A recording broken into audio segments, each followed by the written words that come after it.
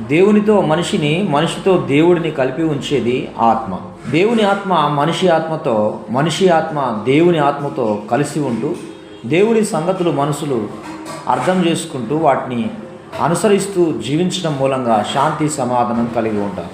అయితే కొందరు అసలు ఆత్మే లేదు అంటూ కేవలం మనసు మీద దృష్టి పెడుతూ, అంటే జ్ఞానేంద్రియాల మీదనే ఆధారపడుతూ ఆనందంగా ఉన్నాము అనుకుంటున్నారు. కానీ మనిషి ఆత్మ ప్రేమ, శాంతి, సమాధానం, నెమ్మది లేక నలిగిపోతుంది. తినడానికి, తాగడానికి, కట్టుకోవడానికి ఎన్ని ఉన్నా ఇంకా ఏదో కావాలన్న అసంతృప్తి, అసహనంతో మనిషి ఆత్మ ఆక్రందన చేస్తుంది. దీనంతటికీ కారణం మన ఆత్మకు దేవుని ఆత్మతో సంబంధము లేక అనుబంధం లేకపోవడమే.